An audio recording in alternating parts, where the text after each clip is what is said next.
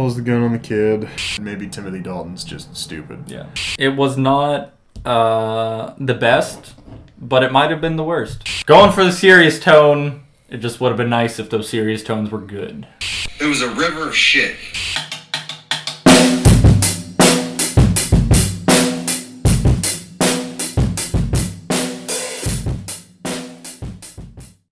Check, check.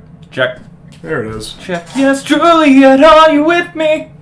Okay. Cut that out. So, The Living Daylights. Jason, real quick off the top. You'll notice Harley's missing for this one. He'll make a brief cameo in the end. Viewing or listening, you'll hear it. Oh, shit. I didn't think about listening. We cut audio out of it. Yeah, we'll figure it out. Yeah, okay. We have the technology. You have the technology. But yeah, Harley watched it with us. Had to go, life stuff. Real quick off the top. First impressions. Just whatever you got right off the top. So absolutely, this just wasn't any of the James Bond movies we have seen before. Just from a cinematography perspective, all these shots were done very differently. It felt like this was an actual thought out action spy movie rather than them trying to make another Sorry, Sean back Connery. in. Didn't mean to interrupt, but this movie's a good movie, man. But you guys get to it. Alright, man. Have a good one. See you, man. Just lock the knob if you could. He's not going to do it. Okay. No. But definitely felt like this was done a little differently from the other James Bond movies. It felt like it had a little bit more of a serious tone. Felt more like James Bond was a spy rather than a tourist in a spy's day job kind of thing. Yeah. I would agree. You guys didn't seem so hot on Dalton. I liked his more serious manner. Yeah. I still really liked him overall. I thought he did a good performance. There's just a handful of some of like the Bondisms especially is something I wish he could have his character could have lightened up a bit more for. Yeah. But I think that was kind of just the tone overall that they were going with, was this being a little bit more serious. We didn't have as much of that comic relief that kind of just naturally came with Roger Moore and everything else. So yeah. Some interesting casting stuff for this movie specifically. I'm just going to read, so caution if you hate my reading. Sure. But in autumn '85, following the financial and critical disappointment of A View to a Kill, work began on scripts for the next Bond film and the intention that Roger Moore would not reprise the role of James Bond. Moore, who by the time of the release of Living Daylights would have been 59 years old, chose to retire from the role after 12 years and 7 films. Albert Broccoli, however, claimed that he let Moore go from the role. During an extensive search for a new actor to play Bond, a number of actors, including New Zealander Sam Neill, Irish-born Pierce Brosnan, and Welsh-born stage actor Timothy Dalton, auditioned for the role in 1986. Bond co-producer Michael G. Wilson, director John Glenn, Dana, and Barbara Broccoli were impressed with Sam Neill and very much wanted to use them. However, Albert Broccoli was not sold on the actor. Meanwhile, financial backers at Metro-Goldwyn-Mayer recommended Mel Gibson. Oh my god. Could you imagine Mel Gibson as a Bond? Get out of here. But Broccoli was not interested. Same. Good on Broccoli. Good call. Other actors touted to the press included Brian Brown, Michael Nader, Andrew Clark, and Finlay Light. None of those people that I know who the fuck they are. Producers eventually offered the role. There's a little drama to this casting thing. That's why I wanted to read it. Sure. The producers eventually offered the role to Brosnan after a 3-day screen test. At the time, he was contracted to do the television series Remington Steele, which had been canceled by the NBC network due to failing ratings. Let me real quick read you what Remington Steele is all about. Remington Steele's premise is that Laura Holt, a licensed private investigator, Stephanie Zimbalist, opened a detective agency under her own name, but found potential clients refused to hire a woman, no matter how qualified. To solve the problem, Laura invents a fictitious male superior she names Remington Steele. Through a series of events in the first episode, Licensed to Steal, spelled Steele. Cringe. Pierce Brosnan's character, a former thief and con man, whose real name he Even he proves not to know and is never revealed. Assumes the identity of Remington Steele. Behind the scenes, a power struggle ensues between Laura and Steele as to who is really in charge, while the two carry on a casual romantic relationship. So that's fun. So the announcement that he would be chosen to play James Bond caused a surge in interest in the series, which led NBC to exercising Brosnan's a 60-day option in Brosnan's contract to make a further season of the series. NBC's action caused drastic repercussions, as a result of which Broccoli withdrew the offer given to Brosnan, citing that he did not want the character associated with a contemporary television series. This led to a drop in interest in Remington Steele, and only 5 new episodes were filmed before the series was finally canceled. The edict from Broccoli was that Remington Steele would not be James Bond, which would later prove to be false. Okay,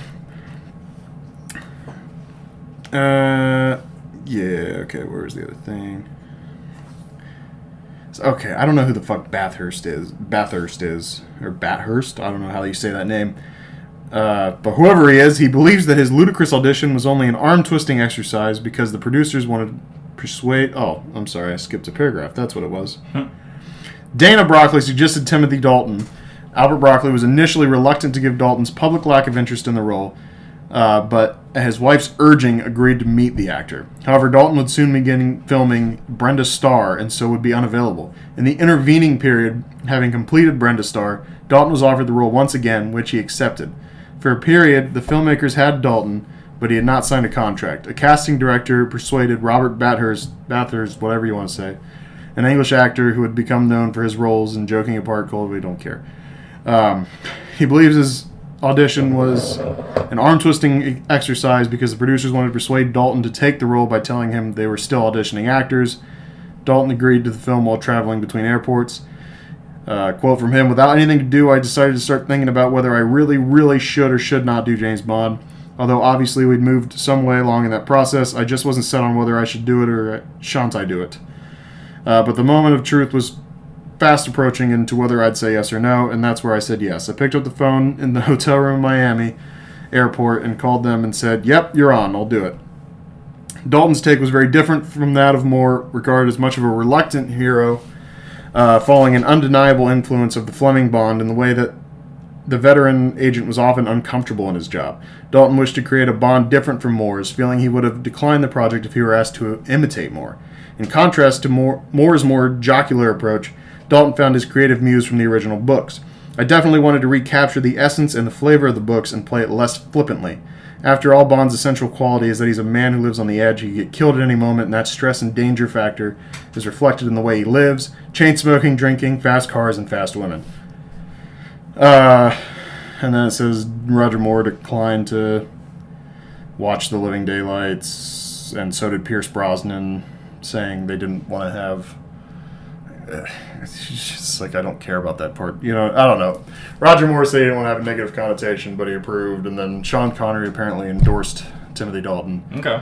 And Desmond Llewellyn, the guy that plays Q, he said he enjoyed working with a fellow stage actor. Okay. I guess maybe it makes sense if, Roger Moore was allegedly, actually... fired from being James Bond rather than, naturally just being done with it. Maybe there was some rough blood there, but... Right. And then pretty much the last thing here. Originally, the KGB general set up by Koskov was to be General Gogol. However, Walter Gotell, if you remember anyone, General Gogol was just the typical Soviet general since The Spy Who Loved Me.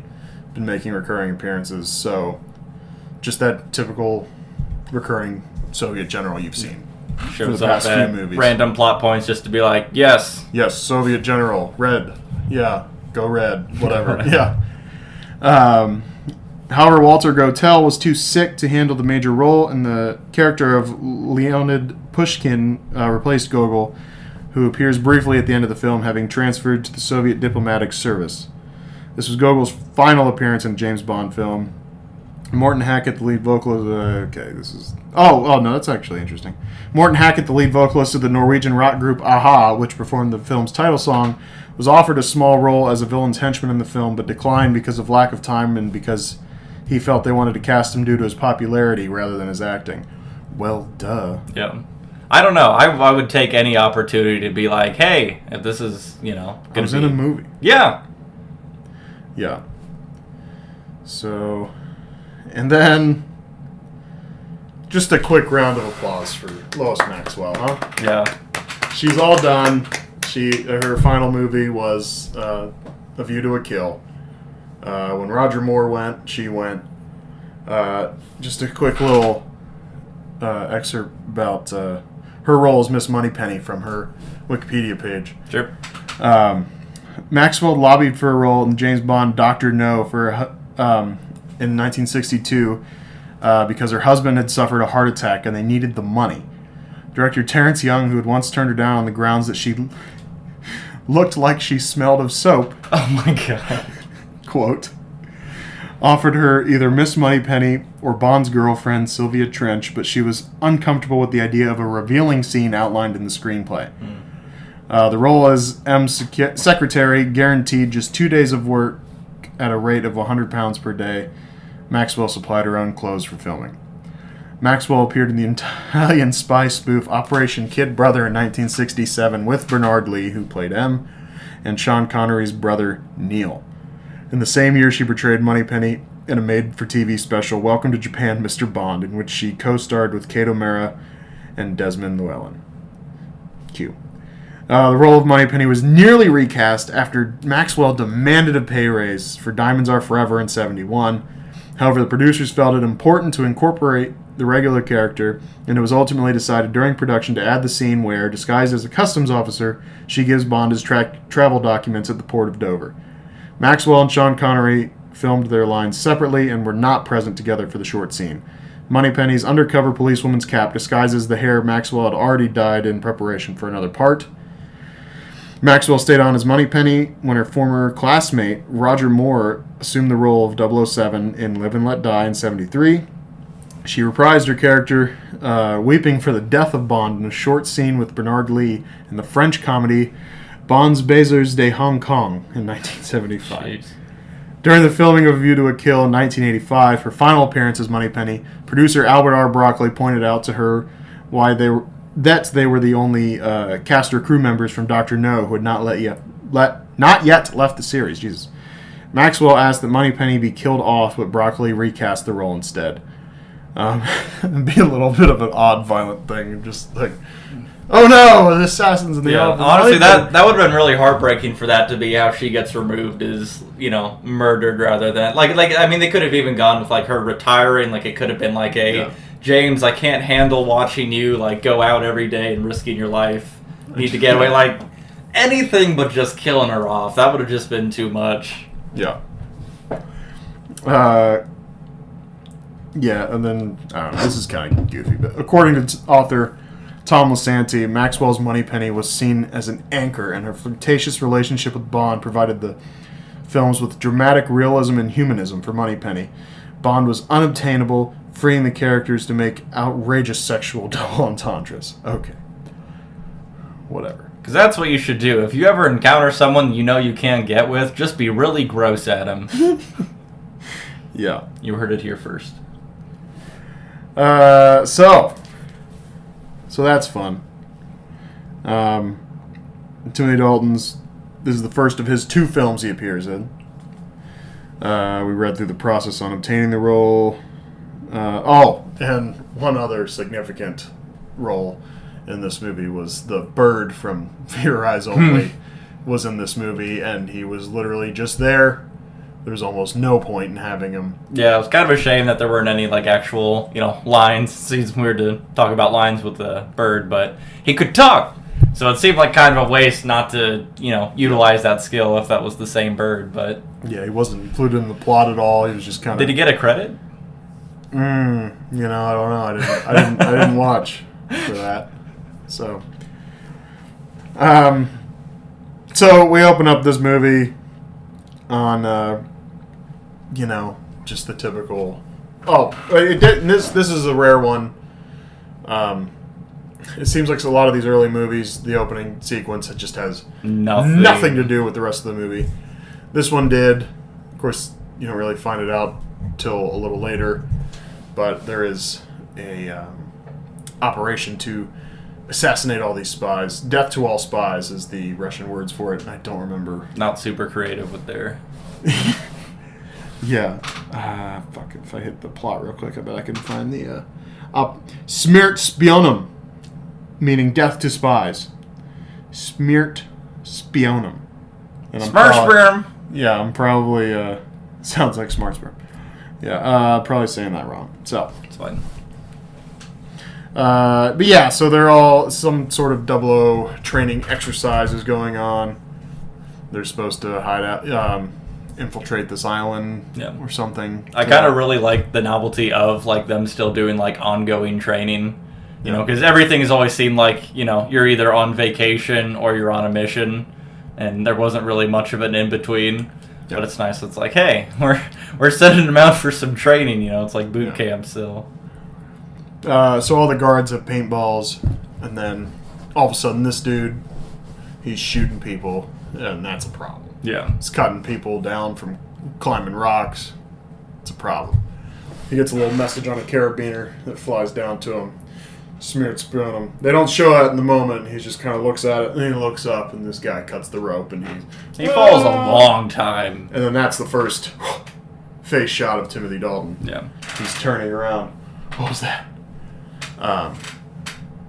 So that's fun. Yeah. I had a quick note on that just from when I was reading some of this. It looks like they cast Frederick Wardner and Glenn Baker as 004 and 002 for that intro scene.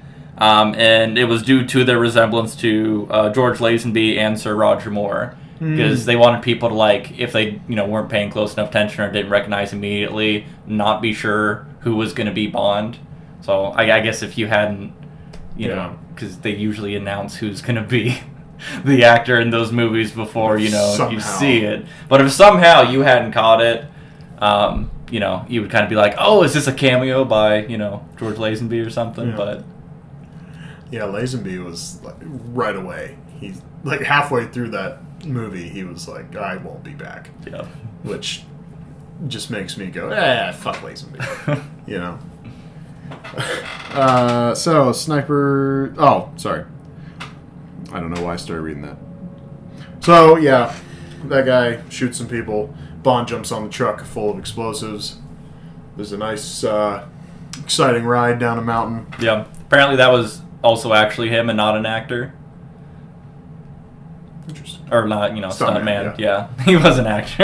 I feel Not like that sounds like I'm talking shit. Timothy Dalton is not an actor.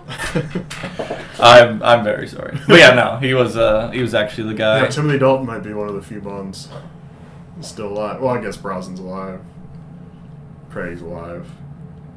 I don't know if Lazenby's still alive. I gotta check on that one. But anyhow, yeah, a little 80s music to go with that chase down the mountain. You know, in case you forgot that this was filmed during the 80s, it just like let's put. It reminded you pretty quick. I was like, oh yes, let's put a little timestamp on that. The 80s. Yeah, it was a bop. It was a bop. It was a bop. Yeah. So some ridiculous shit happens, and long story short, the boat drives off a cliff. James Bond has plenty of time to wrestle with this guy and then set his parachute off and safely evacuate himself from the SUV as the guy heads towards the water and the burning car of explosives. Yeah. Blows up before it hits the water. Killer airtime on that scene, too. Killer He was airtime. falling for at least 60 minutes. Yeah, plenty of time. Yeah. Plenty of time to do whatever you need. And his parachute leads him conveniently to a boat with a lonely woman who's tired of all the playboys and wants a real man. And conveniently, James Bond when you fucking need him. Yeah. You know, swoops down onto the boat in his damaged parachute. Says, I need your phone. Says, she'll call you back. Gets on the phone. Says, I'll report in an hour. She says, you aren't going to join me. He says, better make that 2. Yeah. It's like... He proceeds to get his first shack in the movie. It's like Terminator. He's like, I need your phone, your boat, and your pussy. Your phone, your champagne, and your vagina. Classic. Yeah. Song's not a banger. Theme song, not quite like... it's no Dance Into the Fire. No, that song like is just to a kill. top notch, but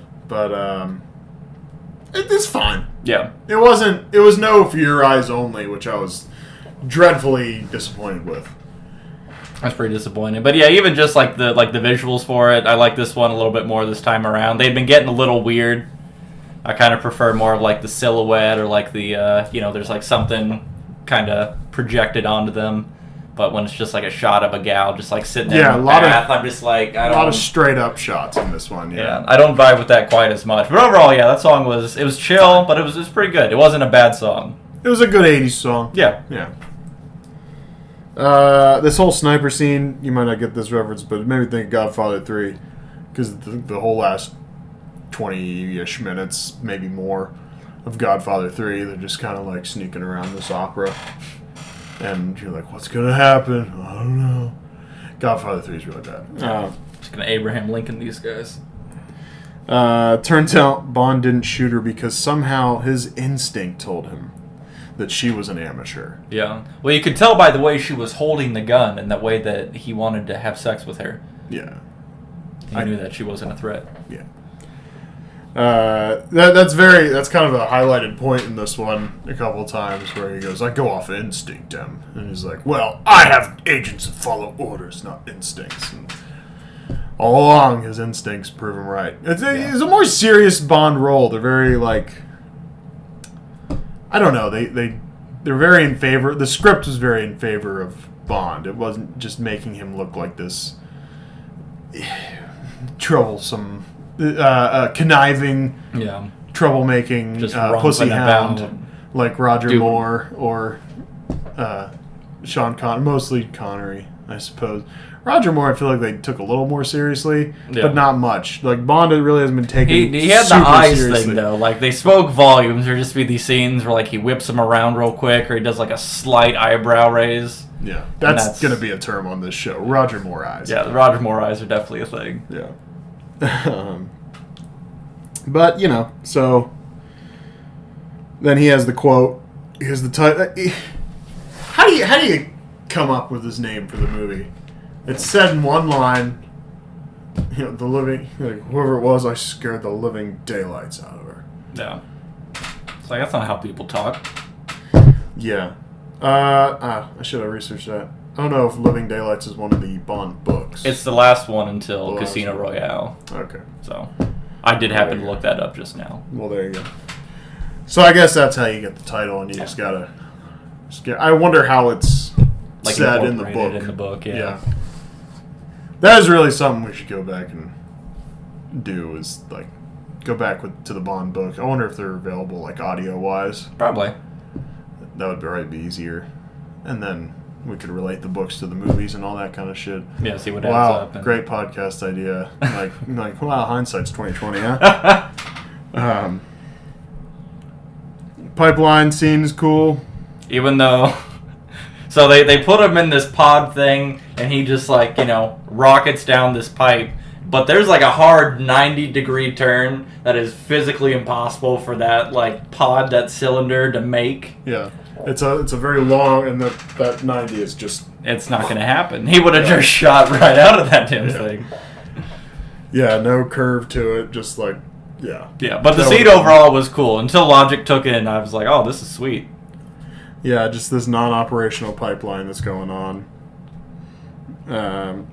Had his little help at the border, that woman, big hefty Russian gal, I assume. Russian gal? I don't know, but for some reason working with the Brits. Yeah. Working 9 to 5, man. Working 9 to 5. Make a living. Sexually distracting the the operator of the pipeline. Yeah. So that Bond could get in, get out. And that whole scene was pretty funny. It's a good scene. They're just her line at the end there, you know, she's like all over him, just like smothering him with her tits or whatever. Yeah. And then once she sees that he's safe, just gets up, zips herself up, be like, "What kind of woman do you think I am?" And just leaves. That's And he's Russian, just like, Russian translation. Yeah. He has the most confused boner. like, what did I do? And this is just me. I guess I wrote this down for whatever reason. I like Dalton a lot so far. Movie seems more serious, and I definitely see what they're talking about when Dalton said he plays Bond as more reluctant. That was just, I guess, my little pit stop of like, hey, progress report, guys. Yep. This is how I feel about it. 5 check. Yeah. Reports to Q Branch, which is Universal Exports, stationed somewhere in Russia, I guess. I don't know. We have branches all over the world. We got branches everywhere. Yeah. There's the Ghetto Blaster, made for the Americans. It's a boombox, and then rocket launcher comes out of it. That was the funniest shit. We're making it for the Americans. It's called a Ghetto Blaster. Thanks, Q. That was pretty good. Also, in the trivia side of things, I guess they had the royal family visit, and one of the members of the royal family actually got to activate it. It was like an offset switch that shot the rocket. Oh, nice. So one of them got to do it. I can't find it right away, but that was the thing that happened. They were just visiting the set, and they just let him flip the switch. Nice. Oh, it was Prince Charles. I just found it. Oh, nice. Yeah. So he gives Moneypenny a nice slap on the ass, and that's the subtitle, is Pat's buttocks. Yeah, I love that. You could see the desire in her eyes. It's New Moneypenny. She's cute. yeah, She's the cute. chemistry was definitely there too, which is nice. It didn't feel like they were just like, all right, we need a hot blonde. And like that's where they stopped the planning. Like it definitely seemed like there was at least a little bit of natural chemistry between the two of them talking, and yeah, she's a dime piece. It would have been kind of funny to me if they made her old. Just And like then, just really old. shit old. And But still the same Bond- level of horny. yeah, the same level, and Bond the same level of reciprocating, Yeah. like he always has. Gosh, that would actually be really good. Yeah. So Moneypenny wants him to come listen to her Barry Manilow collection, if since he's such a big fan of music, because he asked her to look up the cello player. Right. Cello. Hello there. And he smacks her on the ass and says, maybe some other time. Or I don't remember exactly what he says there, but no big deal. Koskov is taken back after Bond and company have a little meeting at, I don't know what that was, M's house? Yeah. The Britain Like Lakewind it seemed Castle? almost like too casual to be like a military political building. Right. But like, they had like a little bit like there was a lot of armed guards there. Lot. So it's like I didn't really understand what that scene or what that area was. I don't It's gotta be know. some kind of Yeah, I mean, pseudo-military compound, I guess. I don't know. if that's the Britain Banquet Castle, if that's the... I don't know. I'm at a... I'm at a loss. That's just the castle, that... If there's ever a coup, we take that guy there, we give him some dinner. It's a good time. Yeah, it's the coup castle. The coup castle. Where we serve the cuckoo platter, instead of the poo-poo platter. That was bad. I'm sorry. It's pretty bad. So, he reveals this fake plot, as it will turn out later, of Pushkin wanting to kill all the spies. Death to all spies. Yeah, fuck those spies. Smear, spumping, whatever the fuck. Sperm. Smirnoff. Smart sperm. Sponsored by Smirnoff. Sponsored by Smirnoff. And so they all leave, and they show them all, caravanning out of there. And as soon as that happens, what's that guy's name? Nirok or some shit like that. Necros.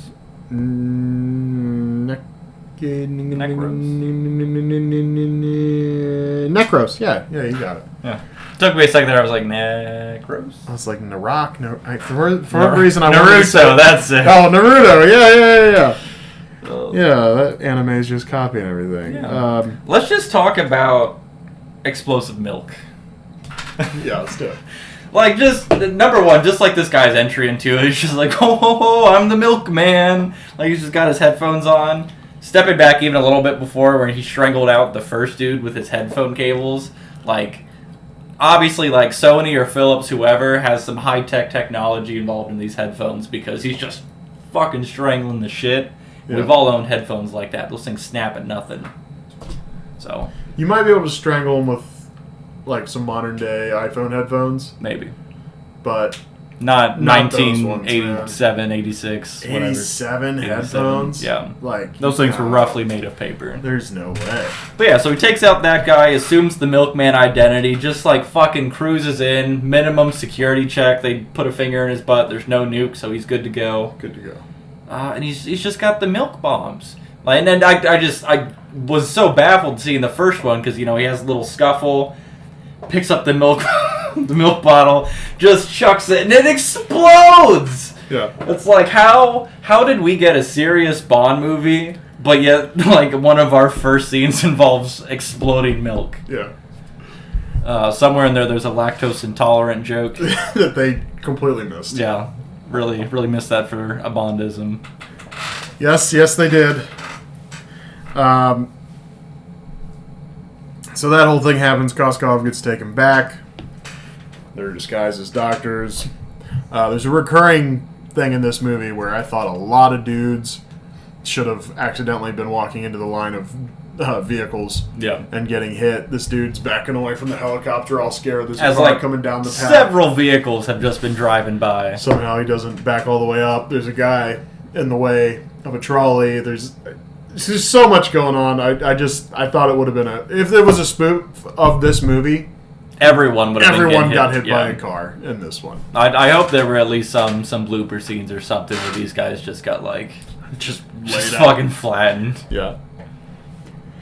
So the meeting after all that, real quick, just on that, the Minister of Defense, M, and James Bond all caravan out of there, right? Not 2 minutes later is there exploding milk and alerts and alarms going on. There's a lot going on over there. You would just think maybe Bond... What's happening back there? Well, honestly, just the kind of the way he exited, I felt like he was gonna stick around and come in and interact with it, and that's when he would have picked up and maybe had some suspicions that things weren't the way they were. Right. That would have kind of set up some of this stuff. But yeah, just the okay, bye.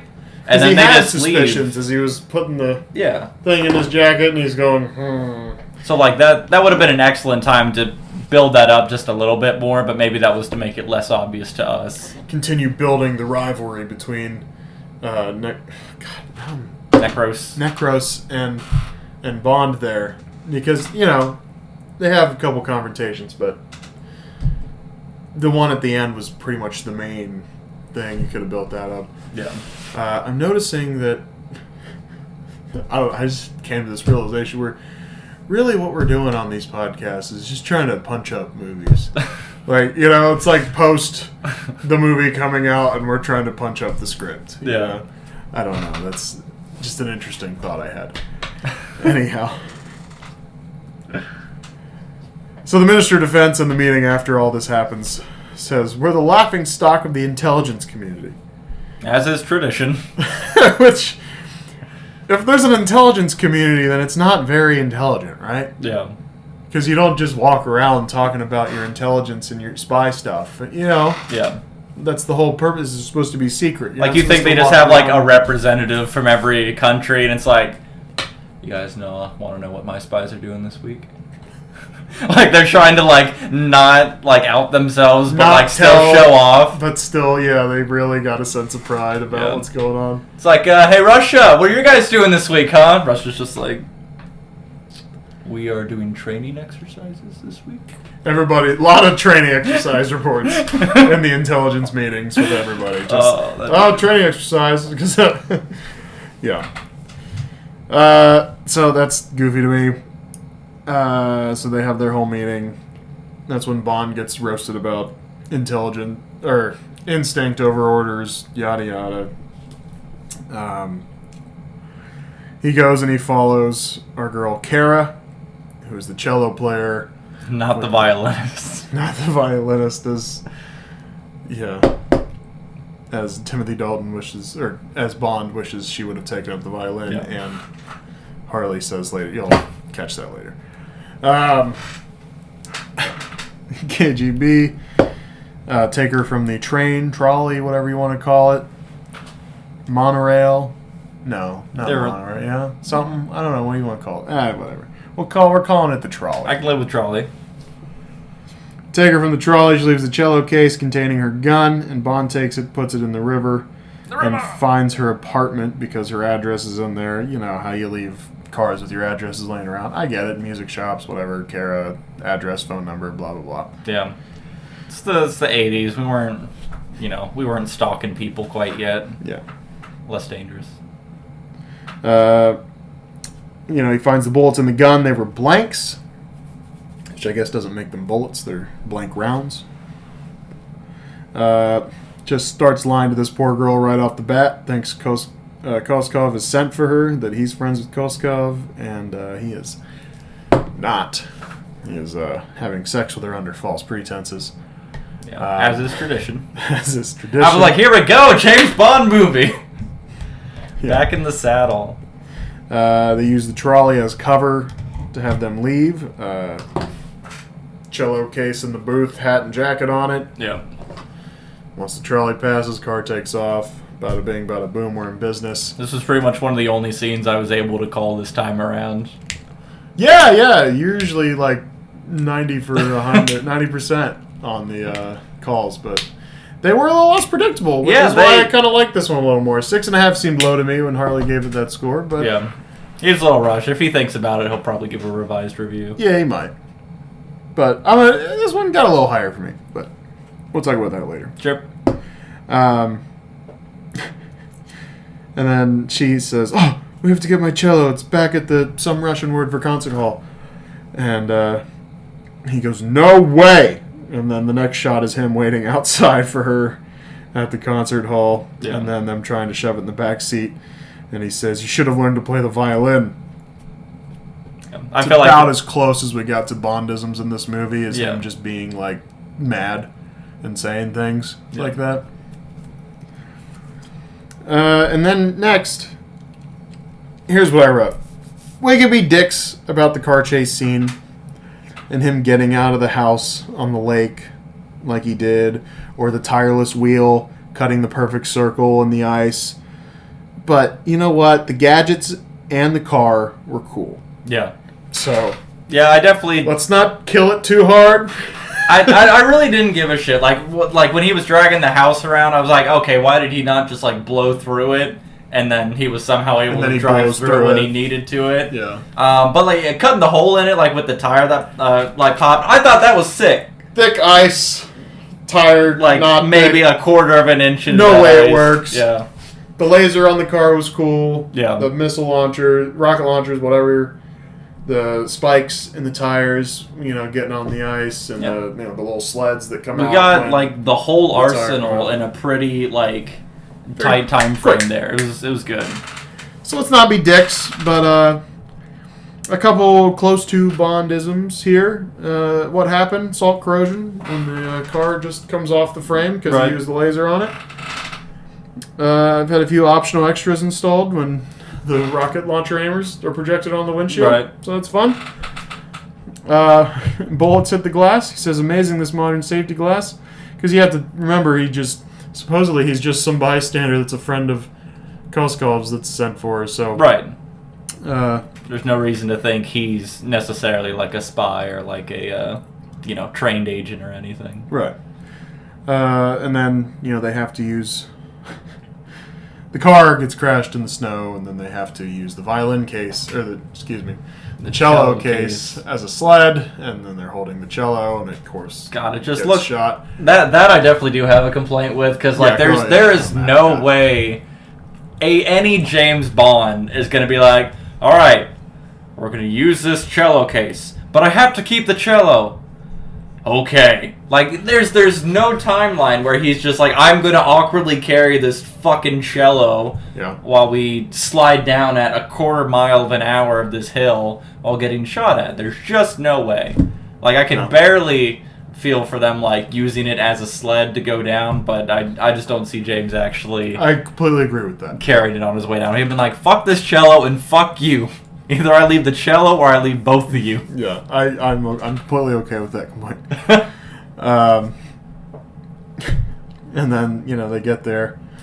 He says, duck. He throws the cello over the gate. So extra. Catches it and says, we have nothing to declare. Except the cello. Which is like, this girl is the most airheaded girl I think we've had in a while. Maybe in all the Bond films. Yeah. Most airheaded girl. Although the Redhead and Diamonds Are Forever was pretty fucking ditzy. Did you watch Diamonds Are Forever? Okay.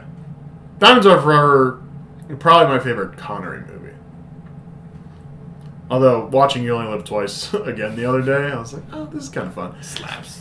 But, there's a certain nostalgia for Connery I get now that we've gone through all the Connery, and then Ben and Roger Moore complained about stuff, and then go back and look at Connery, and it's like, Connery's just fun. Yeah. Well, and like I kind of mentioned, like when, now that I kind of started with Roger Moore and then go backwards a bit and watch some of the Sean Connery ones, I'm like, now that I have like this completely different mindset involved with watching these, I'm like, Sean Connery, you bastard. You're the fucking man, Connery. Yeah. Just romping around, fucking bitches.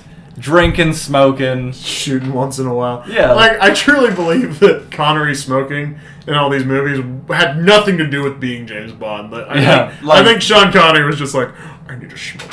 Yeah. But, villains are always living it up. We come to Koskov and, Neck Gross. That's how I remember that now. Because of his gross neck. His gross neck, which is not gross. He's actually a flawless human being. Would be a Nazi super soldier had he lived in Germany. Hitler would have loved this guy. Yeah. Looks great.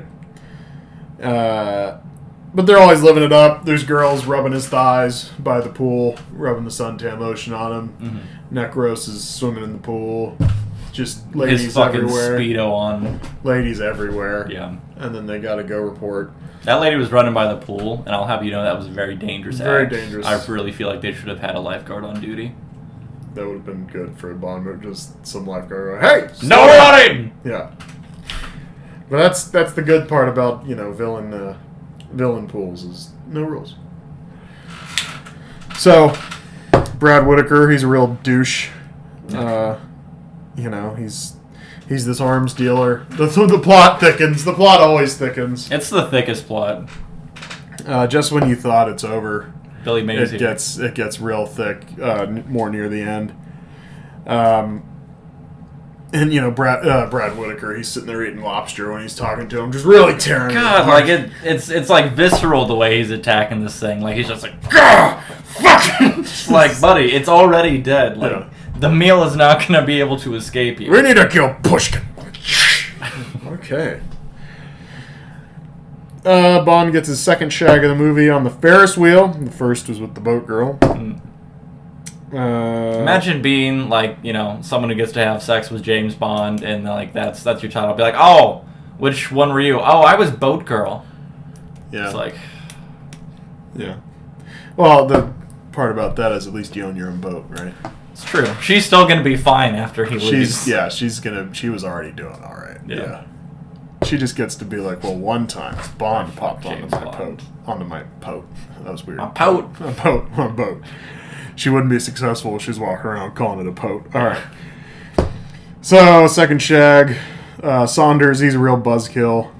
Says Bond is up to all sorts of suspect activity. Comes through with a fake passport for her.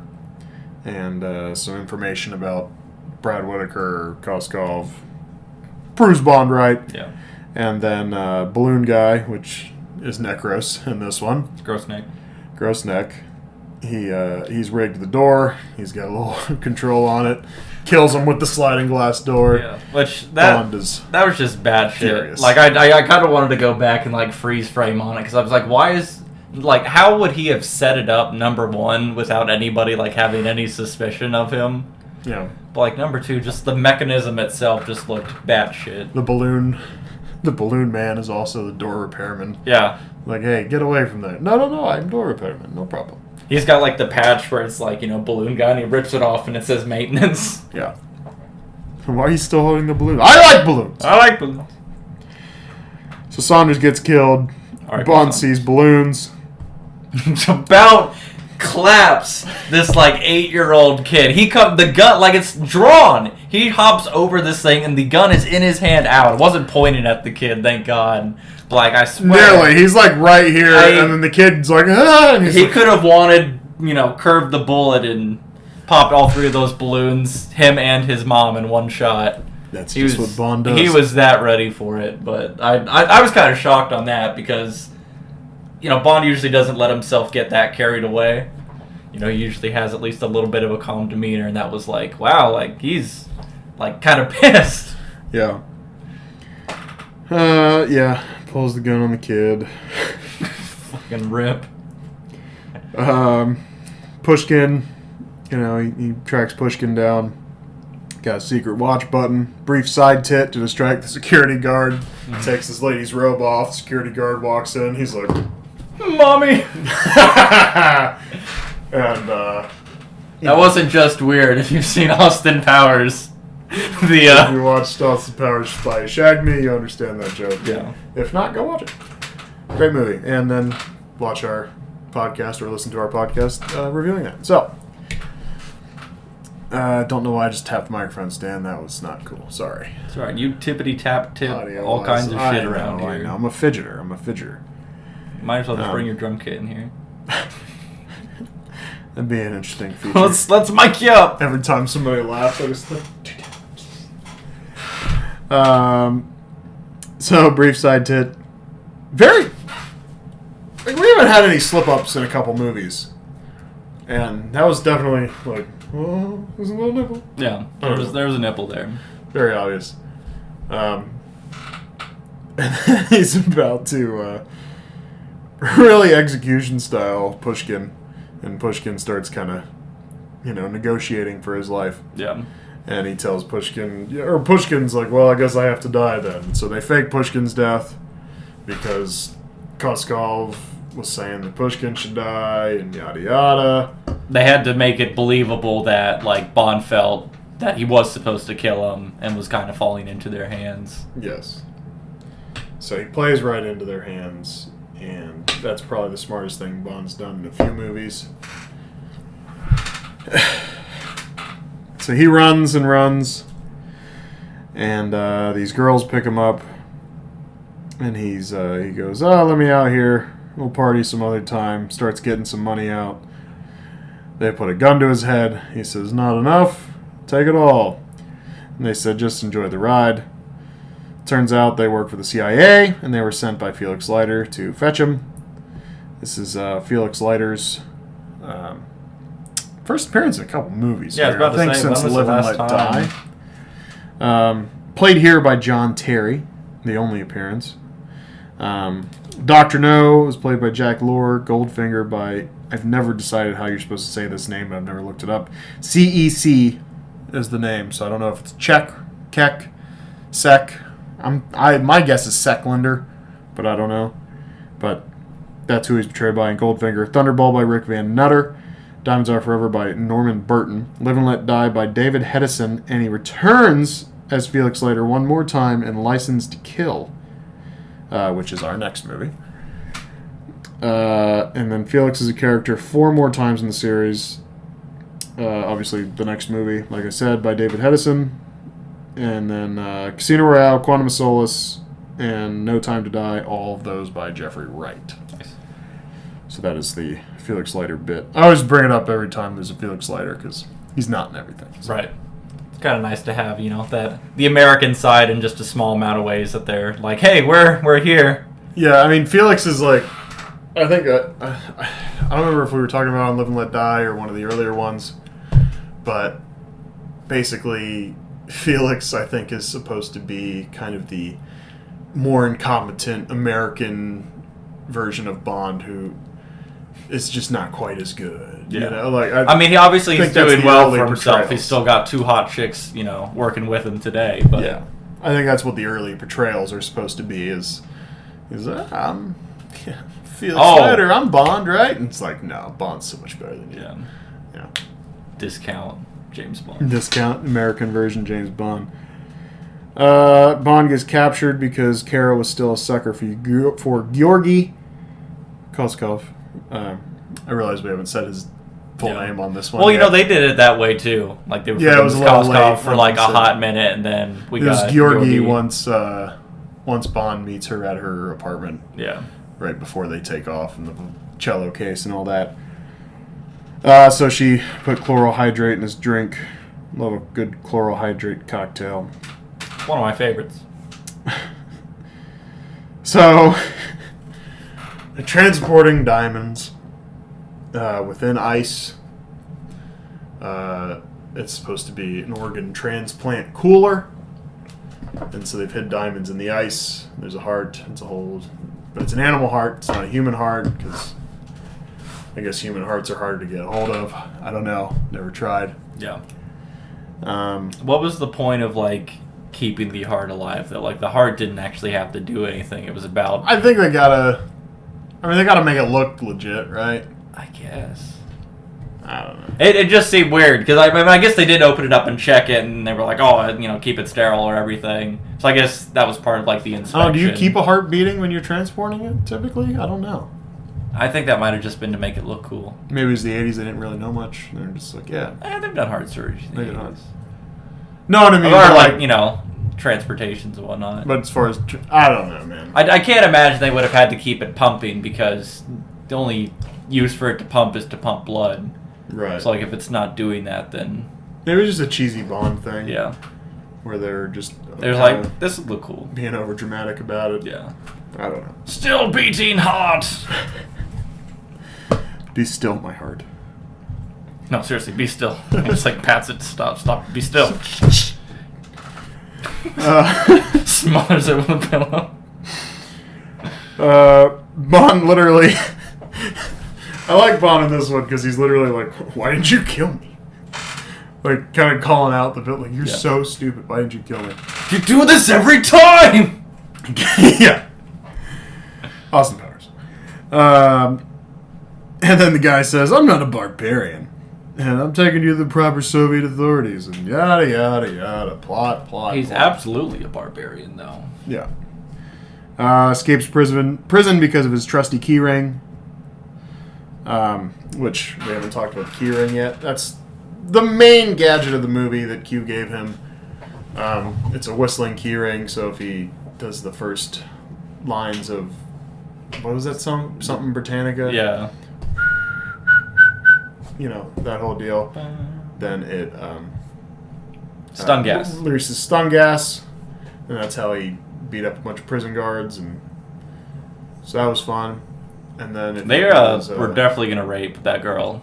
Yes, they were very rapey at her, and it was a very rough. Extreme Russian prison and a small jail, really. Yeah, not a prison. Prison's right, like the long-term, full-scale stuff, right? Yeah, and then jail's just kind of temporary. Yeah, but even I mean, you know, jails are more than 3 cells lined up after each other, I guess. But yeah. But given what we see right after this with, you know... We're at a Russian air base in the middle of Afghanistan, as he says to Kara. I feel like they need to... We're free! We're at a Russian air base in the middle of Afghanistan, Kara. We're not free. And she's like, well, at least we're together. I'm like, you fucking idiot, whatever. Yeah, together with anybody but you would have been a lot better, Kara, because you are the biggest fucking airhead. He should have just locked her in the cell and left. So the trusty keyring gets him out of this situation, lets this other dude out, and if he wanted to save that guy, then you know these his dudes would have killed him. Yeah, because as soon as they escape, they jump the fence. His dudes are like, you know, there and you know hiding and shit. They come out and yeah, they would have just murked him right away if Homeboy wasn't there. I'm forgetting his name already. It was Cameron. Yes, Cameron something. Cameron like Shaw or Sham or something. Yeah, last names are important. Yeah. Because I don't know Kara's last name. I struggle so much with the names. I should write them Well, down. because they're all temporary characters and they go away immediately. Very It's not like you disposable. have to leave. It's not like you have, like the fixtures. Moneypenny, Bond, M, Q. After that, if there's a Felix Leiter portrayal, then you got Felix. But after that, you don't know. I still miss VJ. Wait, VJ? Yeah. Okay. Yeah. Okay. He was a Bond. Octopussy. Yeah. He was good. He was a good dude. Too soon. Too soon. Had a lot of good Bondisms. He did. So that guy saves the lives. He said, "I told them they're not Russian. They're not going to kill you now." And then she says, "They don't kill us now. What about later?" And he says, "They'll save you for the." Okay, so this is what I'm wondering: if there's such a thing as a harem, because that's what Timothy Dalton says. That's what the subtitles A harem. say. That's what the subtitle says. I was figuring he meant harem. Yeah. Harem makes sense just given the context of the conversation, but you said you kind of looked it up. A couple Google searches wasn't anything was too like a obvious, movie. so Called harem, so I wasn't real sure. I know a harem's like a yeah, woman thing. it's a gaggle of women. Yeah, so I imagine that's what he meant, and maybe Timothy Dalton's just stupid. Yeah. But if you, the listener, have any more insight on this, let us know if we're idiots. Shoot us an email. We might have just been missing At the obvious. contentcrisishotline@yahoo.com. Okay.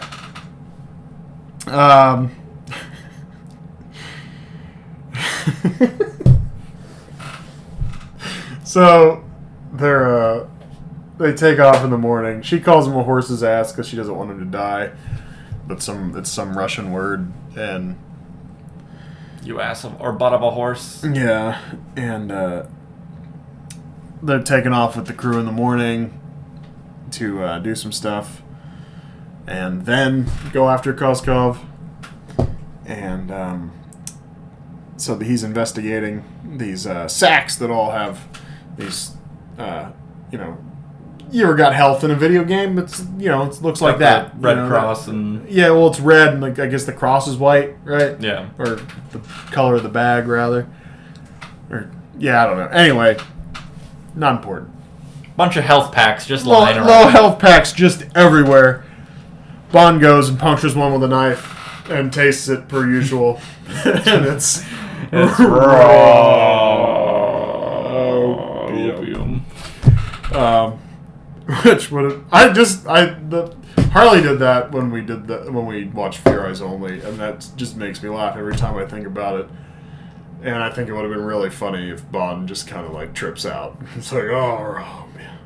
Yeah, we don't know much about opium, but we hope just enough to taste it is enough to just like flatline you and get you fucked up. And it would be nice to see James reacting that way. I have this funny visual of James just kind of like trying to like scoop it and like put it in his pocket, and then he's just got liquid in his pocket, and later he just goes like, for later.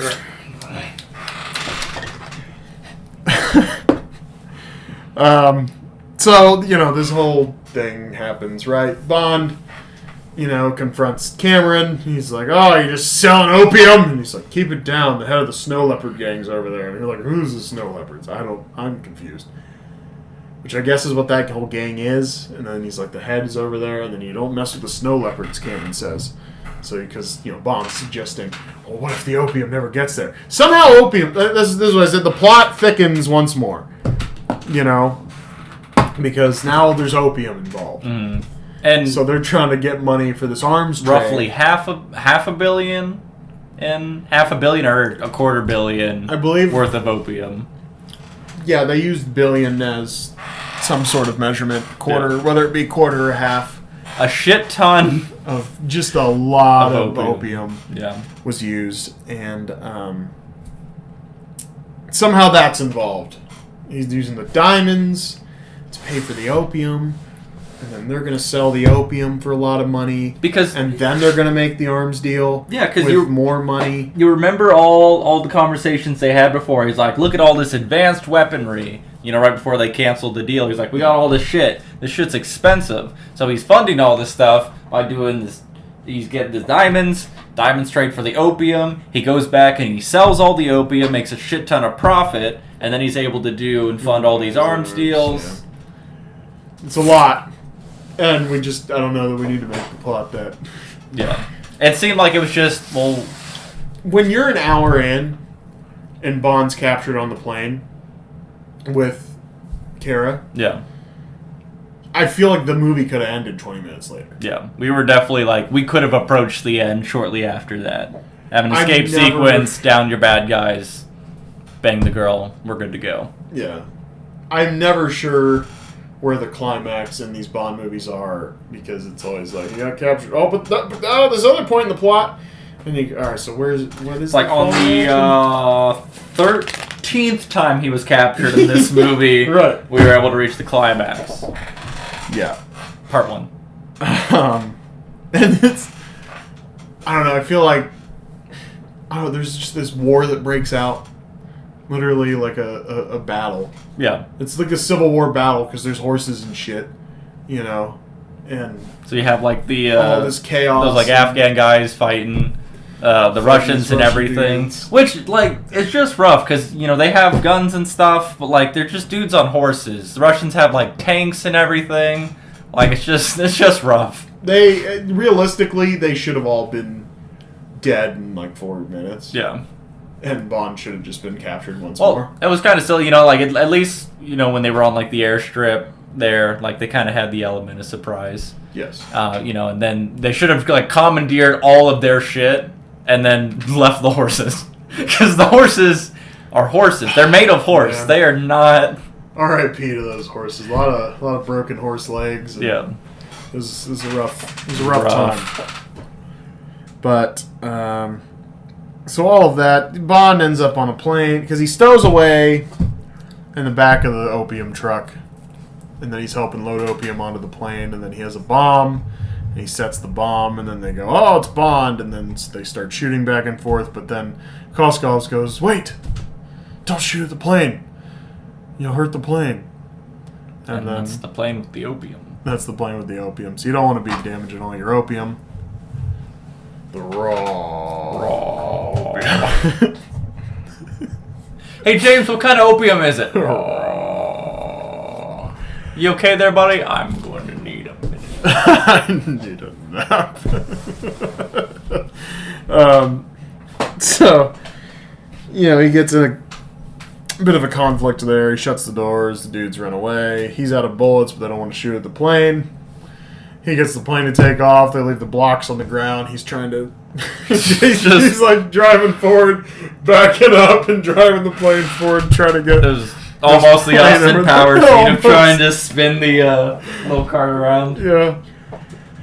So that's fun. And then, you know, Kara finally abandons her horse, and she gets into the battle. Her horse, you know, there's an explosion. Her horse throws her off. She commandeers a Jeep, almost hits Koskov. That's another example of someone I wish would have just got hit. And then we immediately did hit one of the Russian dudes who hopped on front of it there, and she's luckily she had the windshield wipers. Windshield To wipers, get that big bug off the windshield. So she catches up to the plane, and she's like, James, and he's like, go back. And you know he's got the ramp open, and he's like, go get around to the back. You know, of course he can't. Yeah. She can't hear him, but he's doing hand gestures. Come on, you know, and use your big brain. She's just kind of, huh? And then you see this moment where James just like exasperated, turns away from the window and goes, "Oh my god!" Like I gotta believe he's mouthing like, "God damn it!" Like just. And so then finally she's just like... rolls up the non-existent window in this plane. Get in the back!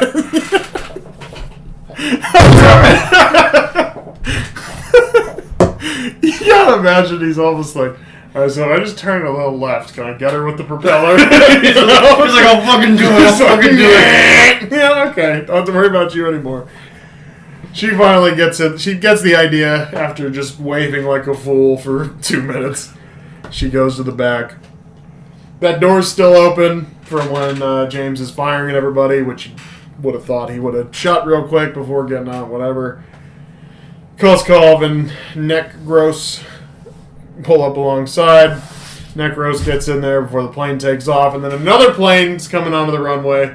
Bond, of course, master pilot, gets right above the plane. They very narrowly miss each other. Yeah. Failure on both parts of theirs, you know. It's like, I feel like you, as the landing plane, should have been like, there appears to be a war. You wanna do that? He's just like... Scheduled time of arrival was 8:23. It's 8:23. He's like, dude, I'm late. We gotta land. We gotta land this fucking plane. It's like there's explosions and shit. I don't think that they're gonna care if we're a couple minutes late. He's like, I'm landing this plane. Okay. And then it's like, wait, there's another plane on the runway. It's like, I think we gotta land the plane, man. He'll move. He's playing plane chicken. And he won. The most dangerous version. And then lost immediately because James takes off, he runs into a Jeep, and they explode. We saw the explosion kind of at the side because it didn't go into the cockpit, right? It went through like the wing. I think so. They might have lived. They might have lived. But it's like, are you happy we're supposed to bring? I don't know. Name something. All this vodka back, and now the vodka's exploded. Yeah. You know. That makes sense. You know, so you got the Russian soldiers. They probably needed their vodka. Yeah. And somehow Koskov survives that explosion, which should not have happened. I mean, you saw that explosion. It engulfs everything. Yeah, and he's just got like a little bit of burn on his face. Yeah. And then he drives away, jumps out of the Jeep, and then the Jeep explodes with a plane wing stuck to it. Didn't make a lot of sense. Everybody should have been dead. Whatever. It's Bond. What are you going to do? So Necros is on the plane, and Bond says, hold the plane steady to Kara, which we'll get into it after he comes to the front of the plane. But he goes to the back to... Where are you going? To defuse a bomb. Goes back there. Excuse me. He's looking for the bomb. And Necros pops out and tries to strangle Bond's neck, fittingly, right? Mm-hmm. Neck, gross. It's like, now your neck is gross. Yeah, make your neck gross. And, I got the hiccups also. Little burps. All my Rooster's gas from earlier is just coming up right now, which is not what I wanted, you know. We ate that like 4 hours, 4.5 hours ago, so it's kind of not fun. Yeah. Anyway. Just keep it together, we're live. Yeah, no. Yeah, we're live? Oh, shit. So he's back. He's struggling around with Necros. For some reason, she's up there just pressing buttons. She goes down. Oh, down. Yeah, and so the door just opens in the back of the plane, and Necros and Bond are falling out. All the opium's let loose. There's opium sacks all around Afghan. Yeah. There's people finding opium and getting rich. Rumor is there's still some opium there to this day. So if you're ever in Afghanistan, just search the desert. You'll find just a bag of raw opium. Yeah. And so, they figured out. Bond reaches through the net, punches dude, right? Bond gets back up top. He's climbing. Necros pulls out a knife, goes for Bond, hits opium instead of Bond. Bond somehow gets the knife from him, which has got opium all over it. And I just really would have liked to see... Stubborn! So what happens is Necros is only holding on to Bond's shoe when there's all this net, which that was the part that didn't make the most sense. I was just so frustrated. Like this guy had done like a pretty decent job of like getting the job done. Like he seemed at least like pretty intelligent. Like this guy wasn't an idiot. But yet here he was. He's got all these grab holds he could do to make sure he's not going to fall off. And he's sitting there holding James' boot, just pleading like, please, no, don't do it. It's like, you fucking Pop-Tart. Just grab one of the ropes and don't die. It's not that hard. Bond cuts the laces. Shoe falls off. He falls. No! I really would have liked to see Bond have cut the laces and then just go like, nah. The opium. That's in my version of Or, even better if, like, the whole thing was just coated in opium, then he finds an excuse to, like, put it in his mouth so he can use both hands. He's like, ah. oh. He's climbing up. He's like, oh. Just has to catch himself. He's like, come on.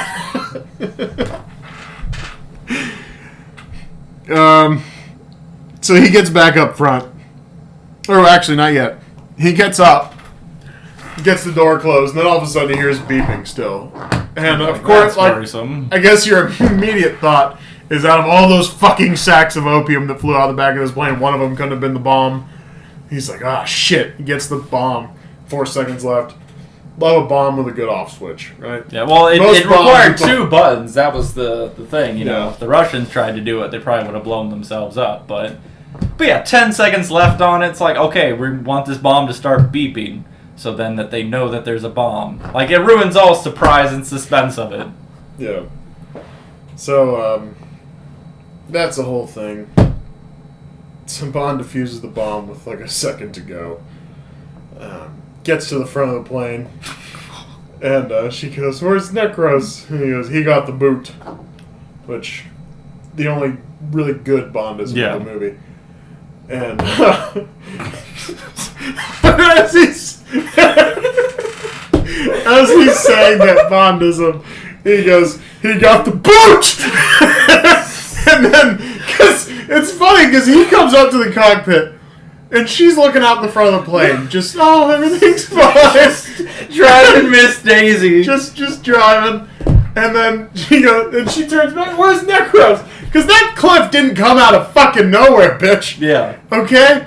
You were looking at that cliff. She was beelining for this thing. She was like, I really hope he gets back soon because I don't know how to go up. I don't know how to go up. I watched him go up, but I don't know how to go up. And you know, where's Necros? He got the boots! And she's like, ah!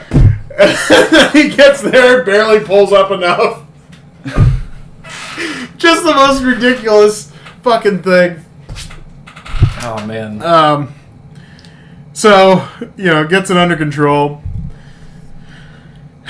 She's by far the most airheaded Bond girl we've had, probably ever, but definitely for a while. She wasn't the best. Okay. So then he sees his Afghan buddies in some trouble. You know, the Russians are kind of chasing him off. Bond says, "This time hold it steady." Yeah. I like that, like, he's frustrated with the girl. He's like, swear to God, if you crash us into a fucking mountain. I would have really liked for him to come back again. And there be the clip. And then just like, it's like, God damn it, bitch! He's got to sit down and be like, what did we talk about? That I was not going to fly into a mountain. And what did you do? I was flying into a mountain. So what do we do now? It's like, you make us evade the mountain. And he just kind of looks at her before doing it. Like, he waits, he's like... Are you going to do it, Bob? Like, James! Like, alright. Don't give me some opium! Give me some more opium, having withdrawals. There's a family bonds thing. Just keeps going down. Having opium withdrawals. Just every time. That's a scene. They all just go, what is it? Raw opium. Like, oh, really? Let me taste. Are you sure? I know my raw opium. I know my raw opium. And they're all just them all at just a certain point around, passing a bag around. Just going raw. All right. Oh, man. It just writes itself. So when he left before, he said, I'm going to defuse a bomb. This time he leaves and he says, I'm going to drop a bomb. Drops the bomb. That's a whole thing. They're going. They run out of fuel, and they're flying towards a cliff. I told you. Well, they're out of fuel. They can't help it, and so they get out. They use the Jeep that she drove into the plane. It comes out with the parachute. It's a whole deal. Yeah, it had like a locking tray and stuff. Yeah. I'm glad That's why it didn't fall. Yeah, I'm glad you pointed that out because I was like, how in the fuck did that Jeep just not fall Parking down brakes, on top of them? Parking brakes work wonders, man. I guess. No, it like locked in the plane as a special military plane, I suppose. And uses the parachute, comes out, you know, the thing breaks off, and then, you know, somehow the suspension of the Jeep's just fine. Yeah. And, you know, the plane crashes into a cliff, and they absolutely didn't blow up that plane. It looked like because the explosion just looked very detached from the plane. Yeah. Which, like, I mean, if you're shooting a movie, just blow up the plane. Yeah. Well, it almost looked like it was like a model plane, like a like a handcraft kind of. Sure. A handcraft. That's not a word. Yeah, or maybe they flew a plane. They just kind of had it that downward angle, sort of, and then maybe put that footage over, like footage of cliff. Sure. And then had the plane fly into how just the plane's superimposed angled, it, and then have the explosion happen. Anyhow, so that's over. He goes, I don't remember what the city name was. I should have wrote it down. Something about, we're going to call it the city of kimchi because I don't remember the exact name. And they go, I know a great spot in kimchi. We can I actually just feel have like that's supper. close. It was like Kamchi or something. I know, it's very close, but I could Critchy. I don't know. It's fine. We're calling it kimchi. Sure. And he goes, we can just make supper. And so then they drive off. It's 250 kilometers away, which I don't know what that conversion is, and we're not going to do it. So he confronts Brad Whitaker. They're going after. So this is the resolution of everything. We got to get Brad Whitaker and Koskov. Yeah. Put a nice little bow on it all. And Whitaker has his whole place. Diorama and It's all set up for just killing people. So he pops drawers out. James gets hit in the shins. He pulls guns out. He's got machine guns. Bond's got a little pistol. Brad Whitaker says, unfortunately, your little pop gun's no match for my... whatever the fuck he says. Oh, the modern armor. Because the gun has, like, armor on it. yeah, it has like this acrylic, whatever bullshit guard over it. Yeah. So that's cool. And he says, all right, you've had your 8. I'm going to have my 80. And then, of course, nothing hits Bond.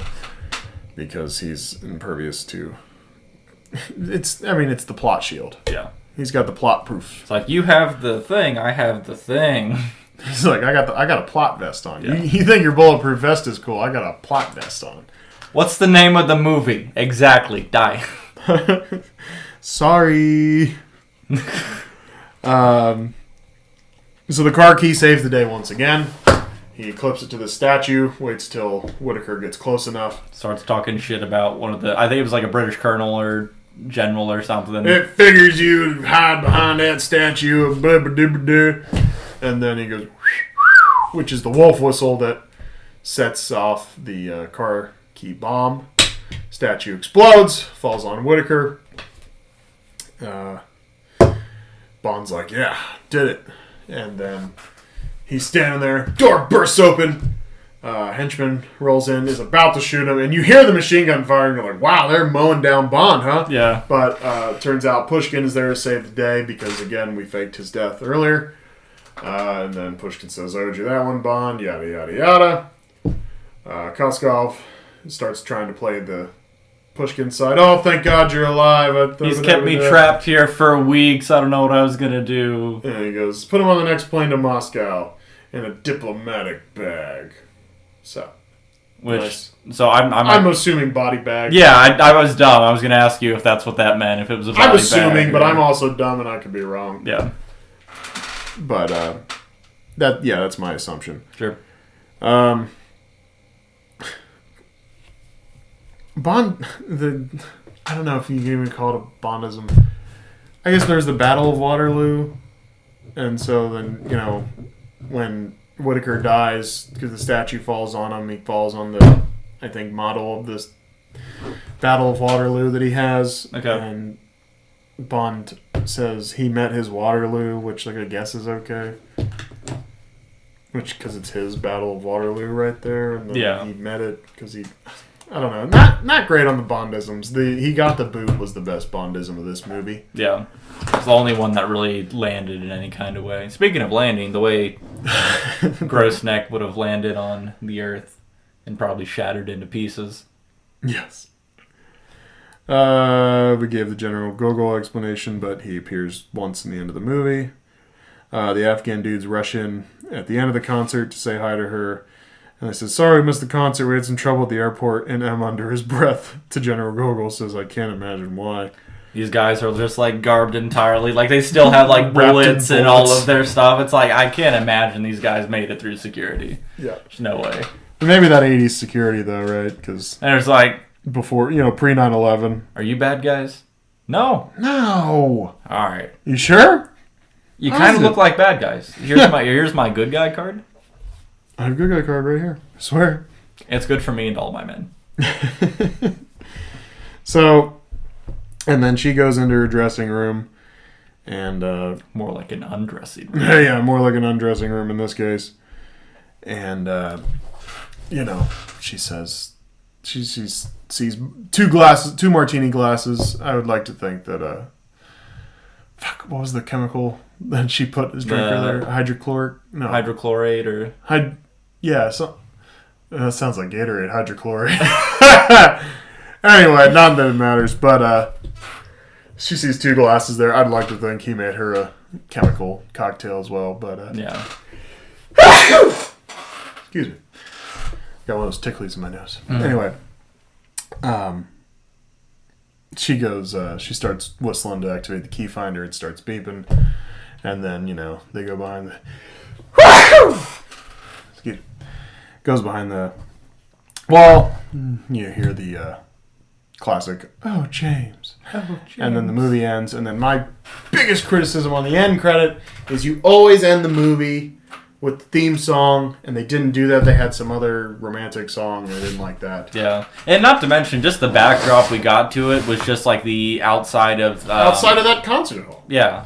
Which is like... And yeah, it's just... It was definitely like a boring, like, just end... Really the end scene in general, just like from getting back into the... into her dressing room and just like the quick, like, oh, we're gonna have sex now. Yeah, like that whole thing just kind of landed weak for me. And then not using the Bond outro song or the the Bond song theme or even Just the Bond backdrop, song would have yeah. been like da da da, like that would have even been better. Yeah, but it's like it's almost like they were trying so hard to stand by like regular movie rules, and it's like sure logic would follow you're not going to use the same song twice. Unless it was like super plot relevant, but guess what? Guess what? This is Bond, and it does it. I mean, it's part of the score in the fucking movie. Yeah, and that's what they do in these movies. Yeah. The theme song is always part of the score. It's always at the end and the beginning. Yeah. One of the other things I read was the guy who had been doing the score. John Barry. This is his last one, and that's last movie for John Barry. Huh? Yeah. Okay. We might want to look that up again to confirm. But when I was reading through that, I think it said either this one or just that Or License to Kill will be. Yeah, So, just okay. the last of his movies were the last ones he worked on. But Okay. So, do you want to guess? And again, our stuff's never accurate because we just go by Wikipedia. But sure. You want to guess our budget for the Living Daylights? Sure. So last one was like 130 or 160 or something. What was it? Or was this one the crazy View one? to a Kill was 30. Oh, that's right. That was the one that was like super low for some reason. I'm gonna guess this one's kind of back to our normal budget. That thing was the Austin Powers thing because remember Austin Powers 1 was 112 and a half, and then for some reason Austin Powers 2 was 33. Oh, I see. That was so. The highest we've got on any of these Bond movies before Living Daylights was 34. And View to a Kill was 30. Okay. So... Moonraker 34, For Your Eyes Only 28, Octopussy 27.5, View to a Kill 30. And Living Daylights... Let's go 40 flat. It's 40 flat. No shit. Yep. Okay. And box office, according to Wikipedia, 191.2. So, did pretty good. Yeah. About 5 times. The first of the first movie of a new Bond always does exceptionally well is the trend. Yeah. So Harley gave this a 6.5 earlier, which we will cut to in the end of this video, and you'll get to see that, or at the end of this pod, and you'll get to hear that. What would you give this score? What score would you give The Living Daylights? I wasn't entirely sure at first like how I was going to feel about it, but I kind of like the way most of it turned out. I kind of liked a little bit more of the serious tone here. I think I would give this one a 7.2. Okay. I think that feels really right for me. I like it kind of a little bit more than what we were finishing off there with Roger Moore. Yeah. I'm really excited to see how the next one goes because I kind of like the way this movie felt. Yes. Kind of like the tone they were setting for it. So I'm really excited to see if they can A movie I can take seriously. keep true to that, or if they're like, hey, let's see if we can maybe, backtrack back to some of the Sean Connery days. And Yeah. I'm hoping they don't do that. I'm hoping I'd love it if they can only keep... Connery can be Connery. Yeah. Yeah. I'd love it if they can keep this same kind of tone throughout the next one. Yeah. The beginning of this, the first maybe hour of this movie, to me, is really, like an 8-ish thing. Yeah. But the back half of the movie, as I've said, we really run on at the ends of these movies and Yeah. It's the and thens that happen at that point. We thicken plots and, let's just accept these things for what it is. When you keep trying to complicate these plots, you're not adding anything to it. It's just like, oh, okay, now he has to fuck her, now he has to go over here and do this, he has to kill them, So because of that, it kind of lowers. The second half of this movie is really like a 6 to me. Yeah. So those balance out to me and it becomes a 7. So that is my score on The Living Daylights. Just out of curiosity, did you watch any more of those Connerys? No. Okay. So yeah, the last one I had a review for is the last I've gotten to, but I need to burn through the rest of them just so I can. Oh, no rush. I was just wondering because we got these spots here, and I need to go back. I need to listen to the Austin Powers one and fill in our scores there. All right, cool. So next movie is well, you know what? I'll let Harley cover that one. But before we cut to Harley, I will say thank you for listening or viewing.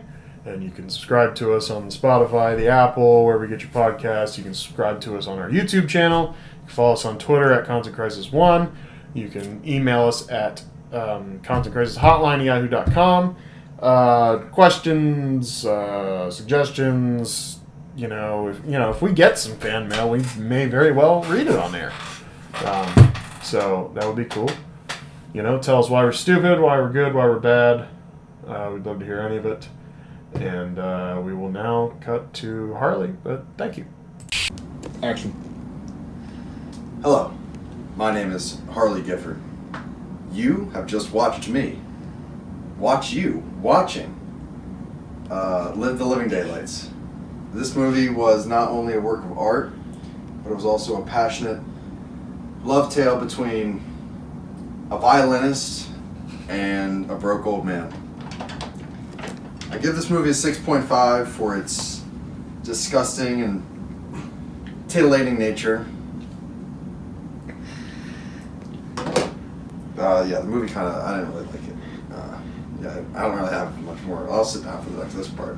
I didn't really like it that much. It was kind of like if you took a line of cocaine and just threw Cher on top of it.